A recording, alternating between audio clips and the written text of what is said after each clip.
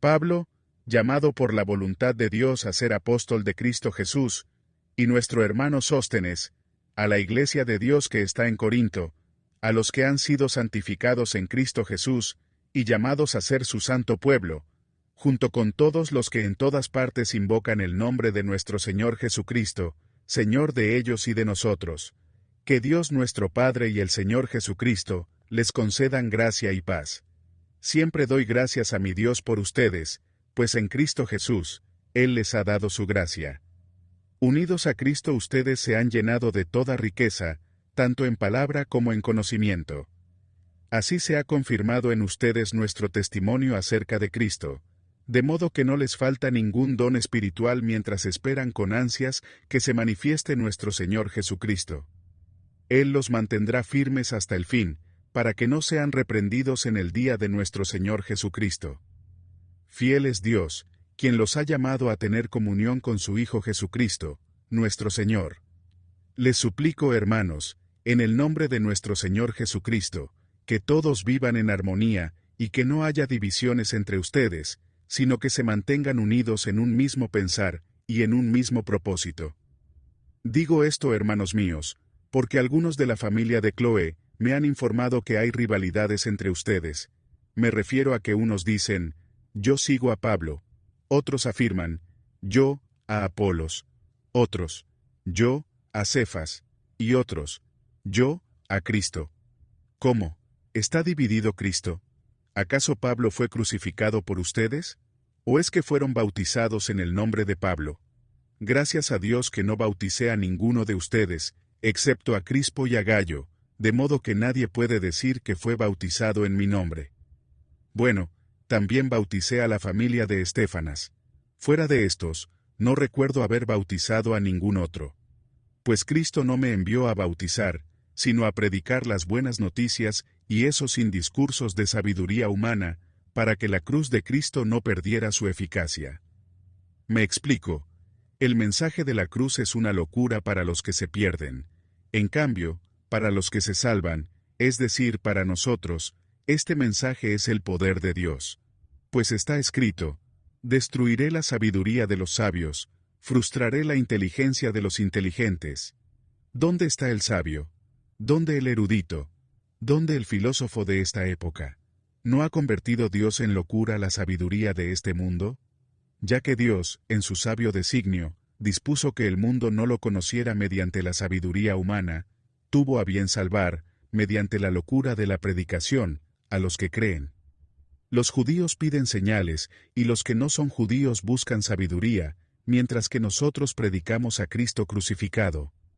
Este mensaje es motivo de tropiezo para los judíos, y es locura para los no judíos, pero para los que Dios ha llamado, sean judíos o no sean, Cristo es el poder de Dios y la sabiduría de Dios. Pues la locura de Dios es más sabia que la sabiduría humana, y la debilidad de Dios es más fuerte que la fuerza humana. Hermanos, consideren su propio llamamiento. No muchos de ustedes son sabios, según criterios meramente humanos. Tampoco son muchos los poderosos, ni muchos los de noble cuna. Pero Dios escogió lo tonto del mundo para avergonzar a los sabios, y escogió lo débil del mundo para avergonzar a los poderosos. También escogió Dios lo más bajo y despreciado, y lo que no es nada, para anular lo que es, a fin de que en su presencia nadie pueda jactarse.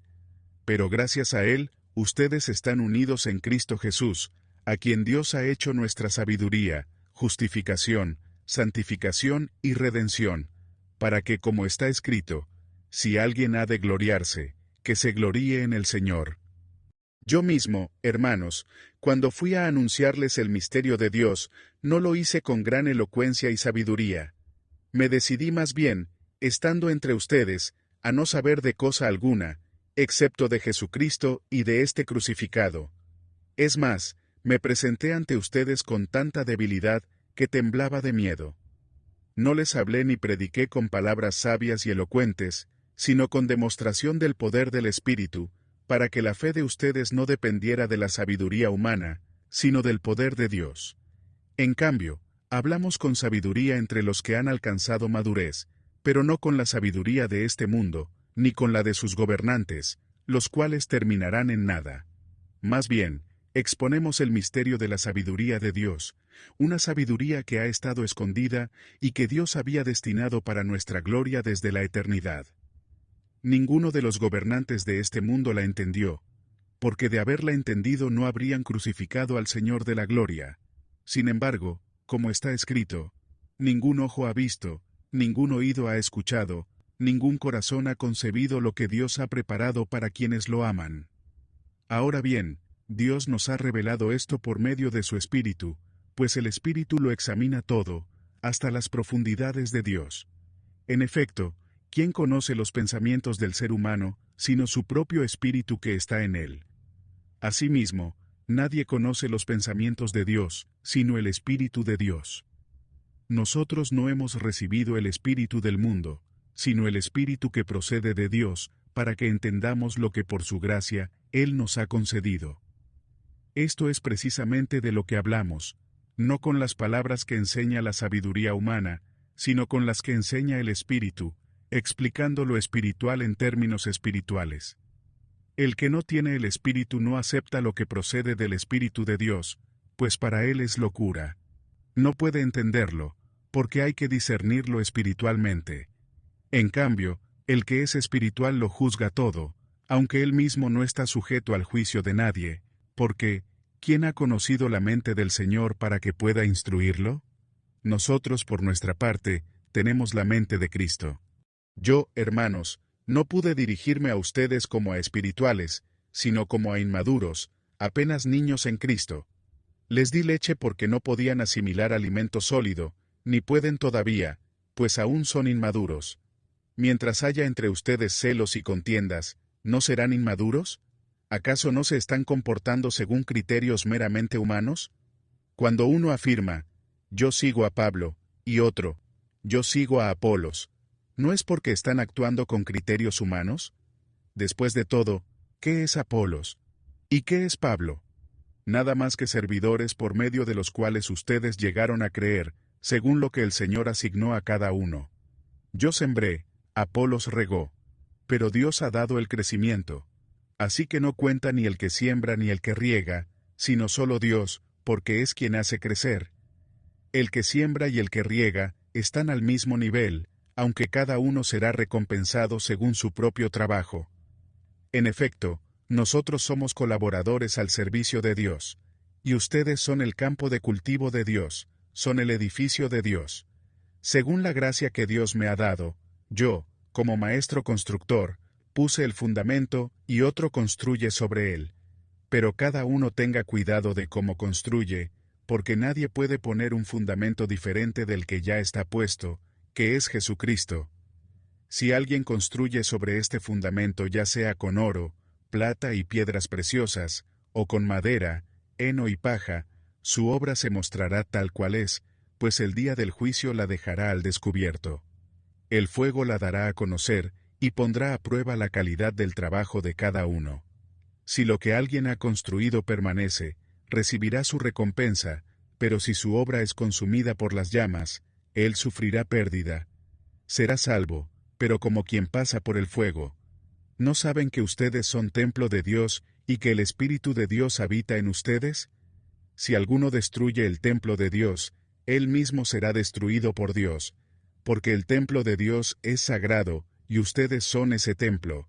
Que nadie se engañe. Si alguno de ustedes se cree sabio según las normas de esta época, hágase ignorante para así llegar a ser sabio. Porque a los ojos de Dios, la sabiduría de este mundo es locura. Como está escrito, Él atrapa a los sabios en su propia astucia. Y también dice, el Señor conoce los pensamientos de los sabios y sabe que son vanidad. Por lo tanto, que nadie base su orgullo en los seres humanos. Al fin y al cabo, todo es de ustedes, ya sea Pablo, o Apolos, o Cefas, o el mundo, o la vida, o la muerte, o lo presente, o el porvenir. Todo es de ustedes, y ustedes son de Cristo, y Cristo es de Dios. Que todos nos consideren servidores de Cristo, encargados de administrar los misterios de Dios. Ahora bien, a los que reciben un encargo se les exige que demuestren ser dignos de confianza. Por mi parte, Muy poco me preocupa que me juzguen ustedes o cualquier tribunal humano. Es más, ni siquiera me juzgo a mí mismo. Porque aunque la conciencia no me remuerde, no por eso quedo absuelto. El que me juzga es el Señor. Por lo tanto, no juzguen nada antes de tiempo. Esperen hasta que venga el Señor. Él sacará a la luz lo que está oculto en la oscuridad, y pondrá al descubierto las intenciones de cada corazón. Entonces cada uno recibirá de Dios la alabanza que le corresponda. Hermanos, todo esto lo he aplicado a Apolos y a mí mismo para beneficio de ustedes, con el fin de que aprendan de nosotros aquello de no ir más allá de lo que está escrito. Así ninguno de ustedes podrá engreírse de haber favorecido al uno en perjuicio del otro. ¿Quién te distingue de los demás? ¿Qué tienes que no hayas recibido? Y si lo recibiste, ¿por qué presumes como si no te lo hubieran dado? Ya tienen todo lo que desean, ya se han enriquecido, han llegado a ser reyes, y eso sin nosotros. Ojalá fueran de veras reyes para que también nosotros reináramos con ustedes. Por lo que veo, a nosotros los apóstoles Dios nos ha hecho desfilar en el último lugar, como a los sentenciados a muerte. Hemos llegado a ser un espectáculo para todo el universo, tanto para los ángeles como para los hombres. Por causa de Cristo nosotros somos los ignorantes. Ustedes en Cristo son los inteligentes. Los débiles somos nosotros, los fuertes son ustedes. A ustedes se les estima, a nosotros se nos desprecia. Hasta el momento pasamos hambre, tenemos sed, nos falta ropa, se nos maltrata, no tenemos lugar fijo donde vivir. Con estas manos trabajamos duro. Si nos maldicen, bendecimos. Si nos persiguen, los soportamos. Si nos calumnian, los tratamos con gentileza. Se nos considera la escoria de la tierra, la basura del mundo, y así hasta el día de hoy. No escribo esto para avergonzarlos, sino para amonestarlos, como a hijos míos amados. De hecho, aunque tuvieran ustedes miles de tutores en Cristo, padres sí que no tienen muchos, porque mediante el Evangelio, yo fui el Padre que los engendró en Cristo Jesús. Por tanto, les ruego que sigan mi ejemplo. Con este propósito envié a Timoteo, mi amado y fiel hijo en el Señor. Él les recordará mi comportamiento en Cristo Jesús, como enseño por todas partes y en todas las iglesias. Ahora bien, algunos de ustedes se han vuelto arrogantes, pensando que no iré a verlos. Lo cierto es que, si el Señor quiere, iré a visitarlos muy pronto, y ya veremos no solo cómo hablan, sino cuánto poder tienen esos presumidos. Porque el reino de Dios no es cuestión de palabras, sino de poder. ¿Qué prefieren? ¿Que vaya a verlos con un látigo, o con amor y humildad? Es ya del dominio público que hay entre ustedes un caso de inmoralidad sexual que ni siquiera entre los paganos se tolera, a saber, que uno de ustedes tiene por mujer a la esposa de su padre, y de esto se sienten orgullosos. ¿No debieran más bien haber lamentado lo sucedido y expulsado de entre ustedes al que hizo tal cosa? Yo, por mi parte, aunque no estoy físicamente entre ustedes, sí estoy presente en espíritu, y ya he juzgado, como si estuviera presente, al que cometió este pecado. Cuando se reúnan y yo los acompañe en espíritu, en el nombre de nuestro Señor Jesús y con su poder, entreguen a este hombre a Satanás, para destrucción de su carne, a fin de que su espíritu sea salvo en el día del Señor. Hacen mal en jactarse. ¿No se dan cuenta de que un poco de levadura fermenta toda la masa? Desháganse de la vieja levadura para que sean masa nueva, panes sin levadura, como lo son en realidad. Porque Cristo, nuestro Cordero Pascual, ya ha sido sacrificado. Así que celebremos nuestra Pascua, no con la vieja levadura, que es la malicia y la perversidad, sino con pan sin levadura, que es la sinceridad y la verdad. Por carta ya les he dicho que no se relacionen con personas inmorales. Por supuesto, no me refería a la gente inmoral de este mundo, ni a los avaros, estafadores o idólatras. En tal caso, tendrían ustedes que salir de este mundo. Pero en esta carta quiero aclararles que no deben relacionarse con nadie que, llamándose hermano, sea inmoral o avaro, idólatra, calumniador, borracho o estafador. Con tal persona ni siquiera deben juntarse para comer. ¿Acaso me toca a mí juzgar a los de afuera? ¿No son ustedes los que deben juzgar a los de adentro? Dios juzgará a los de afuera. Expulsen al malvado de entre ustedes. Si alguno de ustedes tiene un pleito con otro, ¿cómo se atreve a presentar demanda ante los injustos, en vez de acudir a los creyentes? ¿Acaso no saben que los creyentes juzgarán al mundo? Y si ustedes han de juzgar al mundo, ¿cómo no van a ser capaces de juzgar casos insignificantes? ¿No saben que aún a los ángeles los juzgaremos? ¿Cuánto más los asuntos de esta vida? Por tanto, si tienen pleitos sobre tales asuntos, ¿cómo es que nombran como jueces a los que no cuentan para nada ante la Iglesia? Digo esto para que les dé vergüenza. ¿Acaso no hay entre ustedes nadie lo bastante sabio como para juzgar un pleito entre creyentes? Al contrario, un hermano demanda a otro, y esto ante los incrédulos. En realidad, ya es una grave falla el solo hecho de que haya pleitos entre ustedes. ¿No sería mejor soportar la injusticia? ¿No sería mejor dejar que los defrauden? Lejos de eso, son ustedes los que defraudan y cometen injusticias, y conste que se trata de sus hermanos. ¿No saben que los injustos no heredarán el reino de Dios? No se dejen engañar. Ni los inmorales sexuales, ni los idólatras, ni los adúlteros, ni los sodomitas, ni los homosexuales, ni los ladrones, ni los avaros, ni los borrachos, ni los calumniadores, ni los estafadores, heredarán el reino de Dios. Y eso eran algunos de ustedes, pero ya han sido lavados, santificados y justificados en el nombre del Señor Jesucristo, y por el Espíritu de nuestro Dios. Todo me está permitido, pero no todo es para mi bien. Todo me está permitido, pero no dejaré que nada me domine. Los alimentos son para el estómago y el estómago para los alimentos. Así es, y Dios los destruirá a ambos. Pero el cuerpo no es para la inmoralidad sexual, sino para el Señor, y el Señor para el cuerpo. Con su poder, Dios resucitó al Señor, y nos resucitará también a nosotros. ¿No saben que sus cuerpos son miembros de Cristo mismo? ¿Tomaré acaso los miembros de Cristo para unirlos con una prostituta? Jamás. ¿No saben que el que se une a una prostituta se hace un solo cuerpo con ella? Pues la Escritura dice, los dos llegarán a ser uno solo. Pero el que se une al Señor, se hace uno con Él en espíritu. Huyan de la inmoralidad sexual. Todos los demás pecados que una persona comete, quedan fuera de su cuerpo. Pero el que comete inmoralidades sexuales, peca contra su propio cuerpo. ¿Acaso no saben que su cuerpo es templo del Espíritu Santo, quien está en ustedes y al que han recibido de parte de Dios? Ustedes no son sus propios dueños. Fueron comprados por un precio. Por tanto, glorifiquen con su cuerpo a Dios. Paso ahora a los asuntos que me plantearon por escrito. Es mejor no tener relaciones sexuales. Pero en vista de tanta inmoralidad, cada hombre debe tener su propia esposa, y cada mujer su propio esposo.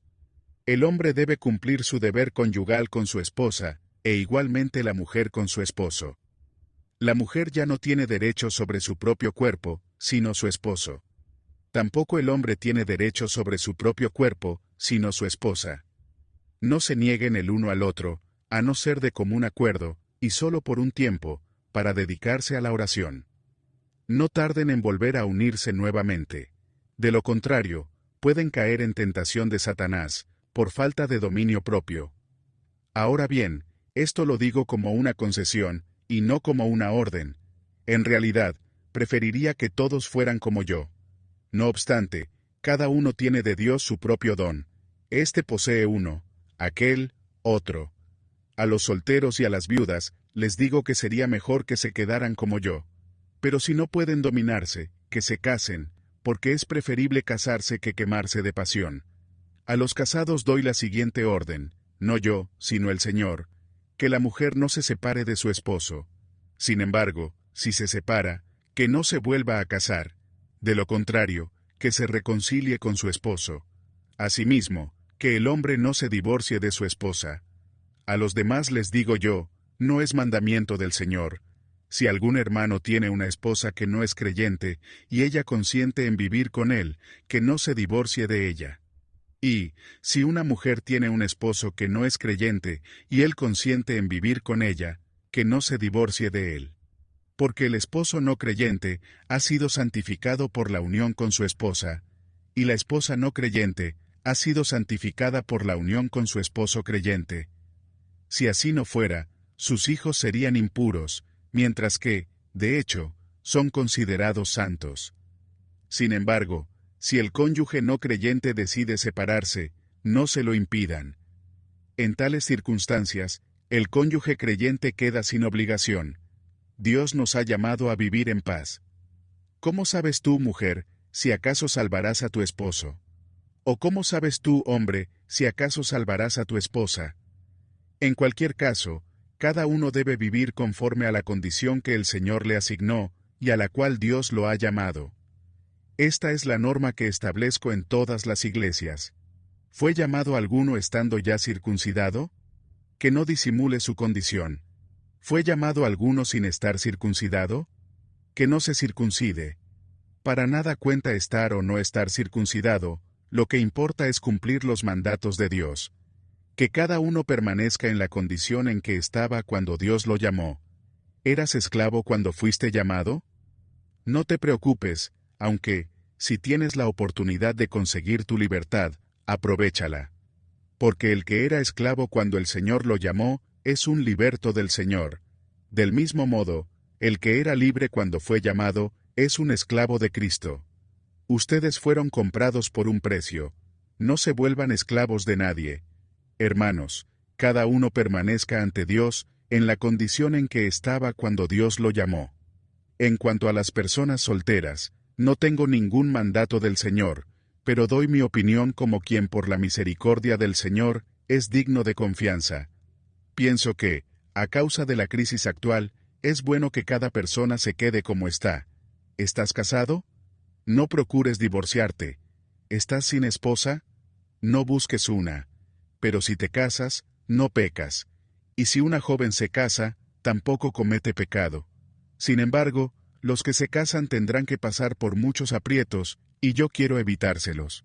Lo que quiero decir, hermanos, es que nos queda poco tiempo. De aquí en adelante los que tienen esposa deben vivir como si no la tuvieran. Los que lloran, como si no lloraran. Los que se alegran, como si no se alegraran. Los que compran algo, como si no lo poseyeran. Los que disfrutan de las cosas de este mundo, como si no disfrutaran de ellas. Porque este mundo, en su forma actual, está por desaparecer. Yo preferiría que estuvieran libres de preocupaciones. El soltero se preocupa de las cosas del Señor y de cómo agradarlo. Pero el casado se preocupa de las cosas de este mundo y de cómo agradar a su esposa. Sus intereses están divididos. La mujer no casada, lo mismo que la joven soltera, se preocupa de las cosas del Señor. Se afana por consagrarse al Señor, tanto en cuerpo como en espíritu. Pero la casada se preocupa de las cosas de este mundo, y de cómo agradar a su esposo. Les digo esto por su propio bien, no para ponerles restricciones, sino para que vivan con decoro y plenamente dedicados al Señor. Si alguno piensa que no está tratando a su prometida como es debido, y ella ha llegado ya a su madurez, por lo cual él se siente obligado a casarse, que lo haga. Con eso no peca, que se casen. Pero el que se mantiene firme en su propósito, y no está dominado por sus impulsos, sino que domina su propia voluntad, y ha resuelto no casarse con su prometida, también hace bien. De modo que el que se casa con su prometida hace bien, pero el que no se casa, hace mejor.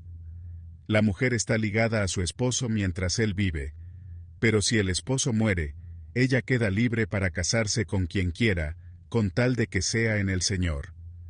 En mi opinión, ella será más feliz si no se casa, y creo que yo también tengo el Espíritu de Dios. En cuanto a lo sacrificado a los ídolos, es cierto que todos tenemos conocimiento. El conocimiento trae orgullo, mientras que el amor edifica. El que cree que sabe algo, todavía no sabe como debiera saber. Pero el que ama a Dios, es conocido por él. De modo que, en cuanto a comer lo sacrificado a los ídolos, sabemos que un ídolo no tiene ningún valor en este mundo, y que hay un solo Dios. Aunque haya los así llamados dioses, en el cielo o en la tierra, y por cierto que hay muchos dioses, y muchos señores, para nosotros no hay más que un solo Dios, el Padre, de quien todo procede, y para el cual vivimos, y no hay más que un solo Señor, Jesucristo, por quien todo existe, y por medio del cual vivimos. Pero no todos tienen conocimiento de esto. Algunos siguen tan acostumbrados a los ídolos que, cuando comen carne a sabiendas de que ha sido sacrificada a un ídolo, su conciencia se contamina por ser débil. Pero lo que comemos no nos acerca a Dios, no somos peores por no comer ni mejores por comer. Sin embargo, tengan cuidado de que su libertad no se convierta en motivo de tropiezo para los débiles. Porque, si alguien de conciencia débil te ve a ti, que tienes este conocimiento, comer en el templo de un ídolo, ¿no se sentirá animado a comer lo que ha sido sacrificado a los ídolos? Entonces ese hermano débil, por quien Cristo murió, se perderá a causa de tu conocimiento. Al pecar así contra los hermanos, hiriendo su débil conciencia, pecan ustedes contra Cristo. Por lo tanto, si la comida va a hacer pecar a mi hermano, no comeré carne jamás, para no hacerlo caer en pecado. ¿No soy libre? ¿No soy apóstol? ¿No he visto a Jesús nuestro Señor? ¿No son ustedes el fruto de mi trabajo en el Señor? Aunque otros no me reconozcan como apóstol, para ustedes sí lo soy. Porque ustedes mismos son el sello de mi apostolado en el Señor. Esta es mi defensa contra los que me critican. ¿Acaso no tenemos derecho a comer y a beber?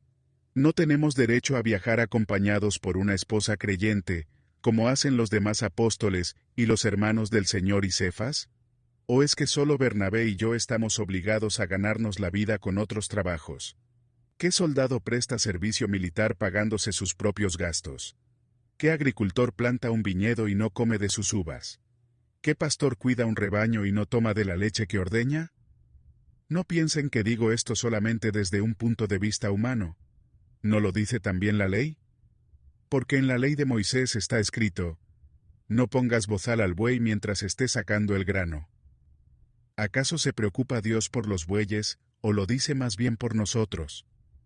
Por supuesto que eso está escrito por nosotros, porque cuando el labrador ara, y el segador saca el grano, deben hacerlo con la esperanza de participar de la cosecha. Si hemos sembrado semilla espiritual entre ustedes, ¿será mucho pedir que cosechemos de ustedes lo material? Si otros tienen derecho a este sustento de parte de ustedes, ¿no lo tendremos aún más nosotros? Sin embargo, no ejercimos este derecho, sino que lo soportamos todo con tal de no crear obstáculo al Evangelio de Cristo.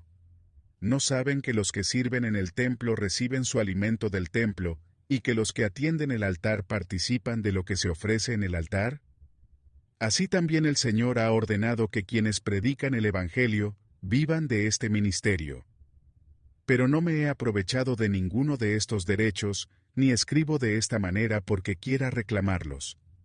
Prefiero morir a que alguien me prive de este motivo de orgullo. Sin embargo, cuando predico acerca de las buenas noticias, no tengo de qué enorgullecerme, ya que estoy bajo la obligación de hacerlo. Ay de mí si no predico las buenas noticias. En efecto, si lo hiciera por mi propia voluntad, tendría recompensa, pero si lo hago por obligación, no hago más que cumplir la tarea que se me ha encomendado. ¿Cuál es entonces mi recompensa? Pues que al predicar acerca de las buenas noticias, pueda presentarlo gratuitamente, sin hacer valer mi derecho. Aunque soy libre respecto a todos, de todos me he hecho esclavo para ganar a tantos como sea posible. Entre los judíos me volví judío, a fin de ganarlos a ellos. Entre los que viven bajo la ley, me volví como los que están sometidos a ella, aunque yo mismo no vivo bajo la ley, a fin de ganar a estos. Entre los que no tienen la ley, me volví como los que están sin ley, aunque no estoy libre de la ley de Dios, sino comprometido con la ley de Cristo, a fin de ganar a los que están sin ley. Entre los débiles me hice débil, a fin de ganar a los débiles. Me hice todo para todos, a fin de salvar a algunos por todos los medios posibles.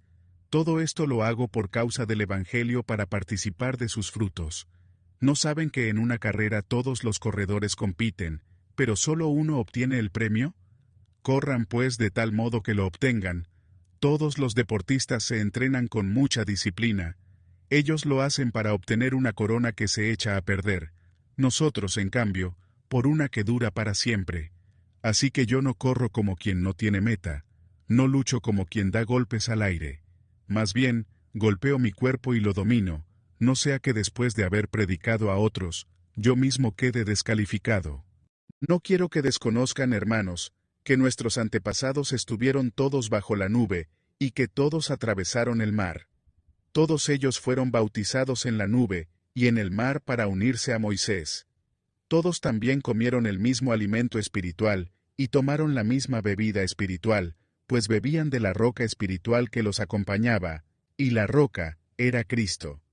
Sin embargo, la mayoría de ellos no agradaron a Dios, y sus cuerpos quedaron tendidos en el desierto. Todo eso sucedió para servirnos de ejemplo, a fin de que no nos apasionemos por lo malo, como lo hicieron ellos. No sean idólatras como lo fueron algunos de ellos, según está escrito. Se sentó el pueblo a comer y a beber, y se levantó para entregarse al desenfreno.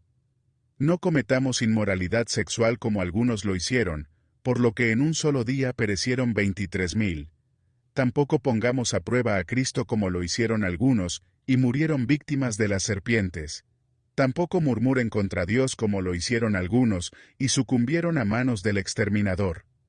Todo eso les sucedió para servir de ejemplo, y quedó escrito para advertencia nuestra, pues a nosotros nos ha llegado el fin de los tiempos.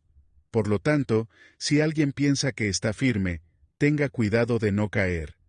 Ustedes no han sufrido ninguna tentación que no sea común al género humano.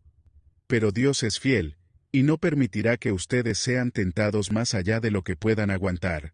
Más bien, cuando llegue la tentación, Él les dará también una salida a fin de que puedan resistir.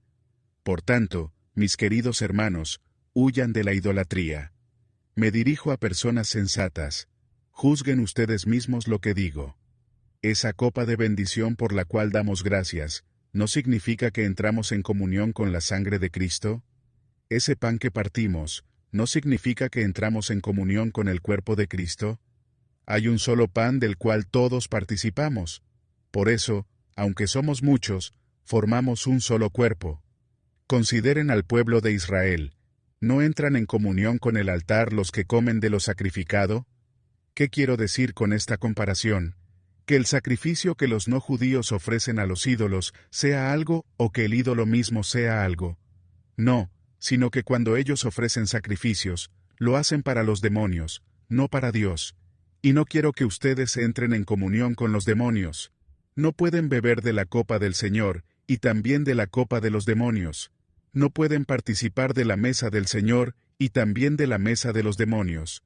¿O vamos a provocar celos al Señor? ¿Somos acaso más fuertes que Él? Todo está permitido, pero no todo es provechoso. Todo está permitido, pero no todo es constructivo. Que nadie busque sus propios intereses, sino los del prójimo. Coman de todo lo que se vende en la carnicería, sin preguntar nada por motivos de conciencia, porque del Señor es la tierra, y todo cuanto hay en ella. Si algún incrédulo los invita a comer, y ustedes aceptan la invitación, coman de todo lo que sirvan sin preguntar nada por motivos de conciencia. Ahora bien, si alguien les dice, esto ha sido ofrecido en sacrificio a los ídolos, entonces no lo coman, por consideración al que se lo mencionó, y por motivos de conciencia. Me refiero a la conciencia del otro, no a la de ustedes. ¿Por qué se ha de juzgar mi libertad de acuerdo con la conciencia ajena? Si con gratitud participo de la comida, ¿me van a condenar por comer algo por lo cual doy gracias a Dios? En conclusión, ya sea que coman o beban o hagan cualquier otra cosa, háganlo todo para la gloria de Dios. No hagan tropezar a nadie, ni a judíos, ni a los que no son judíos, ni a la iglesia de Dios. Hagan como yo, que procuro agradar a todos en todo. No busco mis propios intereses, sino los de los demás, para que sean salvos. Imítenme, así como yo imito a Cristo. Los elogio porque se acuerdan de mí en todo, y retienen las enseñanzas, tal como se las transmití. Ahora bien, quiero que entiendan que Cristo es cabeza de todo hombre, mientras que el hombre es cabeza de la mujer, y Dios es cabeza de Cristo. Todo hombre que ora o profetiza con la cabeza cubierta, deshonra al que es su cabeza. En cambio, toda mujer que ora o profetiza con la cabeza descubierta, deshonra al que es su cabeza. Es como si estuviera rasurada. Si la mujer no se cubre la cabeza, que se corte también el cabello. Pero si es vergonzoso para la mujer tener el pelo corto, o la cabeza rasurada, que se la cubra. El hombre no debe cubrirse la cabeza, ya que él es imagen y gloria de Dios, mientras que la mujer es gloria del hombre. De hecho, el hombre no procede de la mujer, sino la mujer del hombre. Ni tampoco fue creado el hombre a causa de la mujer, sino la mujer a causa del hombre. Por esta razón y a causa de los ángeles, la mujer debe llevar sobre la cabeza señal de autoridad. Sin embargo, en el Señor, ni la mujer existe aparte del hombre, ni el hombre aparte de la mujer. Porque así como la mujer procede del hombre, también el hombre nace de la mujer, pero todo proviene de Dios. Juzguen ustedes mismos. ¿Es apropiado que la mujer ore a Dios, sin cubrirse la cabeza? ¿No enseña el mismo orden natural de las cosas que es una vergüenza para el hombre dejarse crecer el cabello, mientras que es una gloria para la mujer llevar cabello largo? Es que a ella se le ha dado su cabellera como velo. Si alguien insiste en discutir este asunto, tenga en cuenta que nosotros no tenemos otra costumbre, ni tampoco las iglesias de Dios. Al darles las siguientes instrucciones, no puedo elogiarlos, ya que sus reuniones traen más perjuicio que beneficio. En primer lugar, oigo decir que cuando se reúnen como iglesia, hay divisiones entre ustedes, y hasta cierto punto lo creo. Sin duda, tiene que haber divisiones entre ustedes, para que se demuestre quiénes cuentan con la aprobación de Dios. De hecho, cuando se reúnen, ya no es para comer la cena del Señor, porque cada uno se adelanta a comer su propia cena, de manera que unos se quedan con hambre mientras otros se emborrachan. ¿Acaso no tienen casas donde comer y beber? ¿O es que menosprecian a la iglesia de Dios y quieren avergonzar a los que no tienen nada? ¿Qué les diré? ¿Voy a elogiarlos por esto? Claro que no. Yo recibí del Señor lo mismo que les transmití a ustedes, que el Señor Jesús, la noche en que fue traicionado, tomó pan, y después de dar gracias, lo partió y dijo: Esto es mi cuerpo, entregado por ustedes, hagan esto en memoria de mí. De la misma manera, tomó la copa después de cenar y dijo: Esta copa es el nuevo pacto en mi sangre, hagan esto cada vez que beban de ella en memoria de mí. Porque cada vez que comen este pan, y beben de esta copa, proclaman la muerte del Señor, hasta que Él venga. Por lo tanto, cualquiera que coma el pan, o beba de la copa del Señor de manera indigna, será culpable de pecar contra el cuerpo y la sangre del Señor. Así que cada uno debe examinarse a sí mismo, antes de comer el pan y beber de la copa. Porque el que come y bebe sin discernir el cuerpo, come y bebe su propia condena. Por eso hay entre ustedes muchos débiles y enfermos, incluso varios han muerto. Si nos examináramos a nosotros mismos, no se nos juzgaría. Pero si nos juzga el Señor, nos disciplina para que no seamos condenados con el mundo. Así que, hermanos míos, cuando se reúnan para comer, espérense unos a otros. Si alguno tiene hambre, que coma en su casa, para que las reuniones de ustedes no resulten dignas de condenación. Los demás asuntos los arreglaré cuando los visite. En cuanto a los dones espirituales, hermanos, quiero que entiendan bien este asunto. Ustedes saben que cuando eran paganos, se dejaban arrastrar hacia los ídolos mudos. Por eso les advierto que nadie que esté hablando por el Espíritu de Dios puede maldecir a Jesús, ni nadie puede decir, Jesús es el Señor, sino por el Espíritu Santo. Ahora bien, hay diversos dones, pero un mismo Espíritu. Hay diversas maneras de servir, pero un mismo Señor. Hay diversas funciones, pero es un mismo Dios, el que hace todas las cosas en todos. A cada uno se le da una manifestación especial del Espíritu para el bien de los demás. A unos Dios da por el Espíritu palabra de sabiduría, a otros, por el mismo Espíritu, palabra de conocimiento, a otros, fe por medio del mismo Espíritu, a otros, y por ese mismo Espíritu, dones para sanar enfermos, a otros, poderes milagrosos, a otros, profecía, a otros, el discernir espíritus, a otros, el hablar en diversas lenguas, y a otros, el interpretar lenguas. Todo esto lo hace un mismo y único espíritu, quien reparte a cada uno según él lo determina. De hecho, aunque el cuerpo es uno solo, tiene muchos miembros, y todos los miembros, no obstante ser muchos, forman un solo cuerpo. Así sucede con Cristo. Todos fuimos bautizados por un solo espíritu para constituir un solo cuerpo, ya seamos judíos o no, esclavos o libres, y a todos se nos dio a beber de un mismo espíritu. Ahora bien, el cuerpo no consta de un solo miembro, sino de muchos. Si el pie dijera, como no soy mano, no soy del cuerpo, no por eso dejaría de ser parte del cuerpo.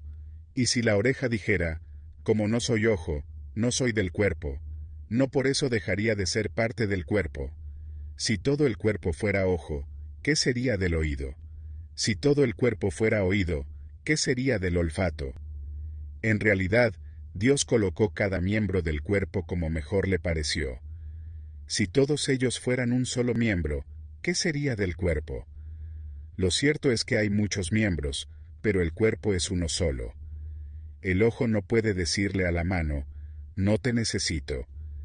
Ni puede la cabeza decirles a los pies, no los necesito.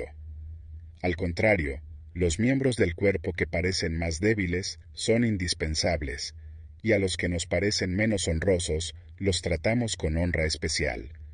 Además, se trata con especial modestia a los miembros que nos parecen menos presentables, mientras que los más presentables no requieren trato especial.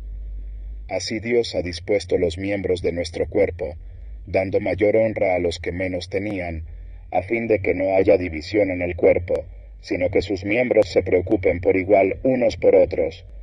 Si uno de los miembros sufre, los demás comparten su sufrimiento, y si uno de ellos recibe honor, los demás se alegran con él. Ahora bien, ustedes son el cuerpo de Cristo, y cada uno es miembro de ese cuerpo.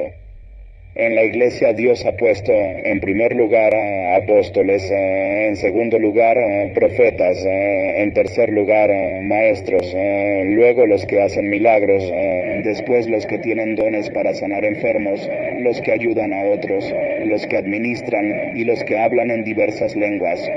¿Son todos apóstoles? ¿Son todos profetas? ¿Son todos maestros? ¿Hacen todos milagros? ¿Tienen todos dones para sanar enfermos? ¿Hablan todos en lenguas? ¿Acaso interpretan todos? Ustedes, por su parte, ambicionen los mejores dones. Ahora les voy a mostrar un camino más excelente. Si hablo en lenguas humanas y angelicales, pero no tengo amor, no soy más que un metal que resuena, o un platillo que hace ruido. Si tengo el don de profecía y entiendo todos los misterios, si poseo todo conocimiento, si tengo una fe que logra trasladar montañas, pero me falta el amor, no soy nada. Si reparto entre los pobres todo lo que poseo, si entrego mi cuerpo para tener de qué presumir, pero no tengo amor, nada gano con eso. El amor es paciente, es bondadoso. El amor no es envidioso ni presumido ni orgulloso. No se comporta con rudeza, no es egoísta, no se enoja fácilmente, no guarda rencor. El amor no se deleita en la maldad, sino que se regocija con la verdad. Todo lo disculpa, todo lo cree, todo lo espera, todo lo soporta. El amor jamás se extingue. Pero las profecías cesarán, las lenguas terminarán y el conocimiento se agotará. Porque conocemos y profetizamos de manera imperfecta. Pero cuando llegue lo perfecto, lo imperfecto desaparecerá. Cuando yo era niño, hablaba como niño, pensaba como niño, razonaba como niño. Cuando llegué a ser adulto, dejé atrás las cosas de niño. Ahora vemos de manera indirecta y velada, como en un espejo, pero entonces veremos cara a cara. Ahora conozco de manera imperfecta, pero entonces conoceré tal y como soy conocido. Ahora pues, permanecen la fe, la esperanza y el amor, pero el amor es el más importante. Esfuércense en seguir el amor y ambicionen los dones espirituales, sobre todo el de profecía. Porque el que habla en lenguas, no habla a los demás, sino a Dios. En realidad, Nadie entiende lo que dice, pues habla misterios por el Espíritu. En cambio, el que profetiza habla a los demás para edificarlos, animarlos y consolarlos. El que habla en lenguas se edifica a sí mismo. En cambio, el que profetiza edifica a la iglesia. Yo quisiera que todos ustedes hablaran en lenguas, pero mucho más que profetizaran. El que profetiza aventaja al que habla en lenguas, a menos que éste también interprete, para que la iglesia reciba edificación. Hermanos, si ahora fuera a visitarlos y hablara en lenguas, ¿de qué serviría a menos que presentara alguna revelación, conocimiento, profecía o enseñanza? Aún en el caso de los instrumentos musicales, tales como la flauta o el arpa, ¿cómo se reconocerá lo que tocan si no dan distintamente sus sonidos? Y si la trompeta no da un toque claro, ¿quién se va a preparar para la batalla? Así sucede con ustedes.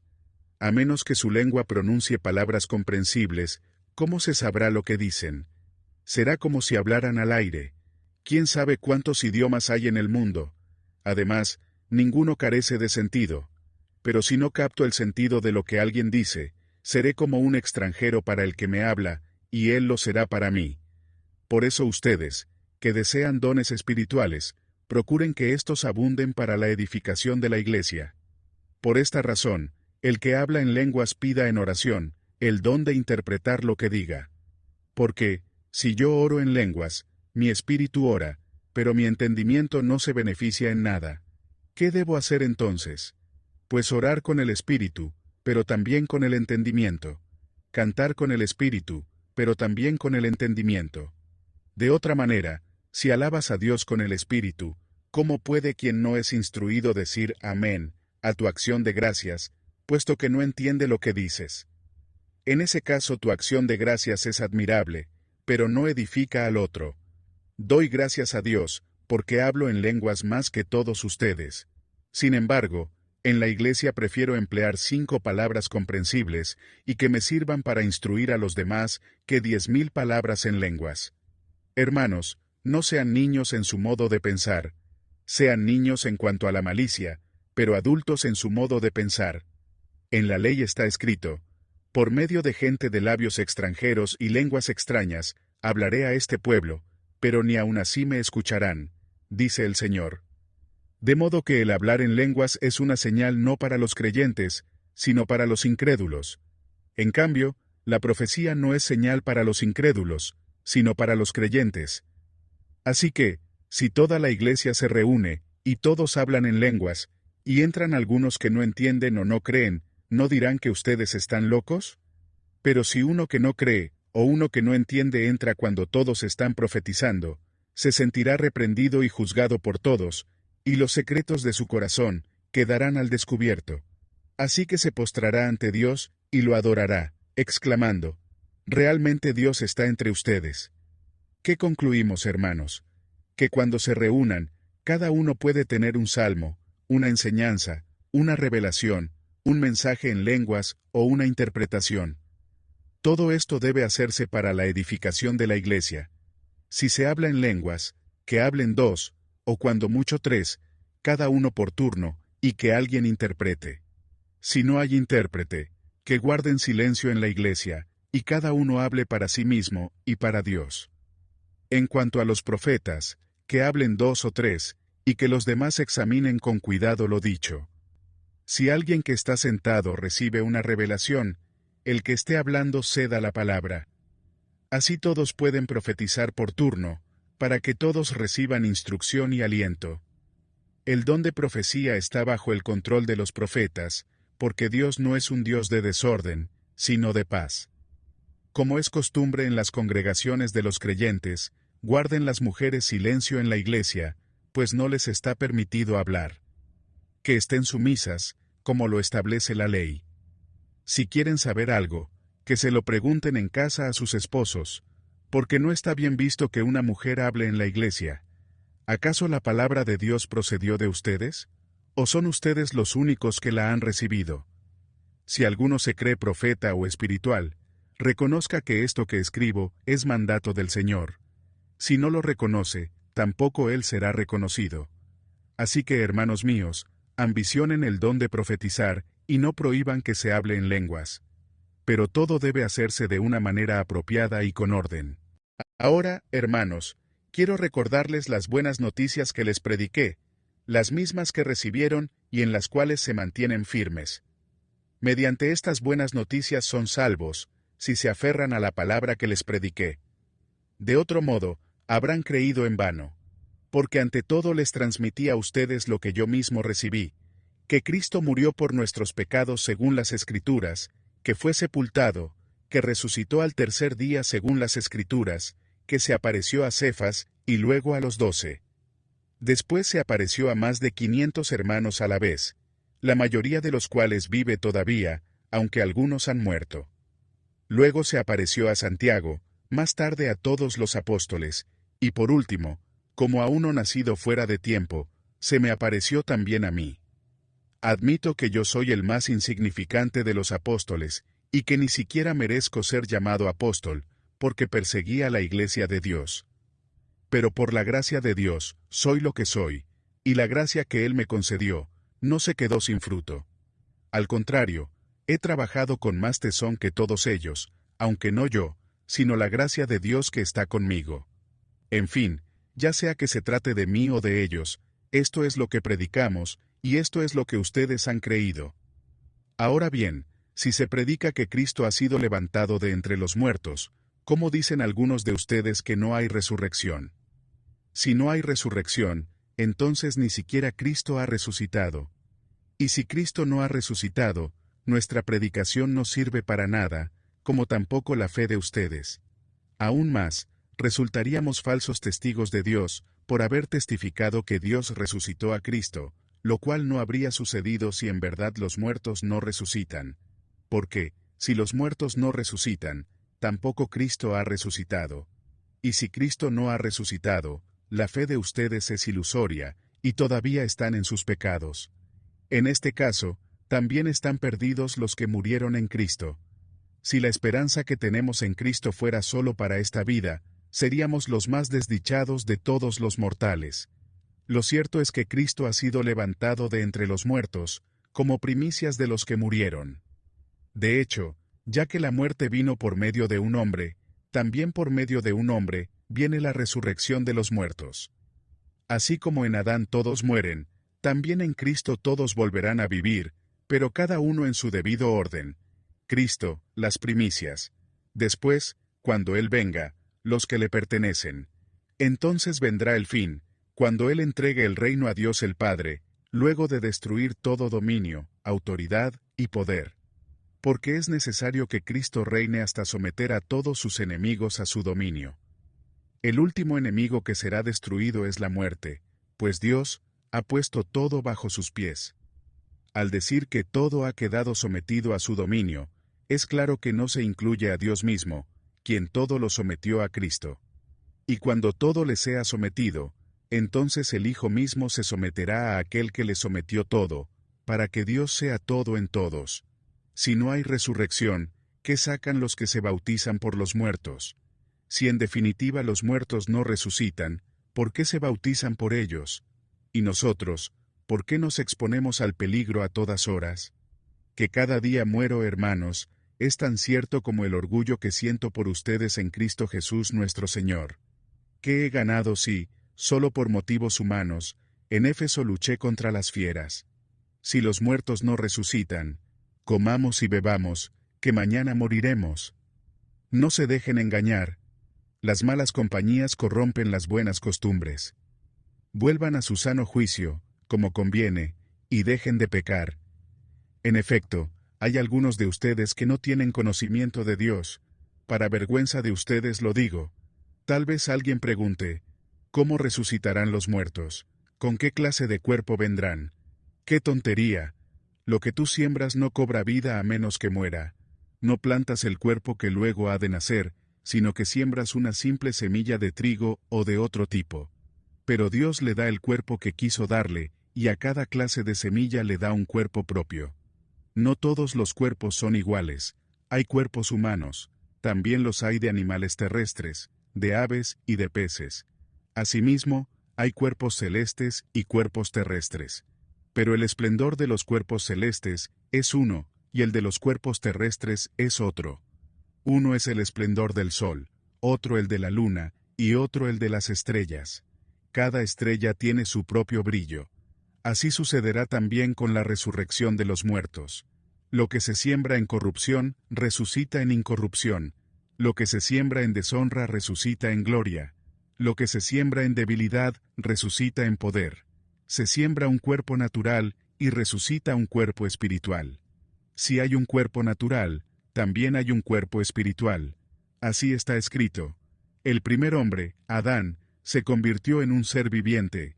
El último Adán, en el espíritu que da vida.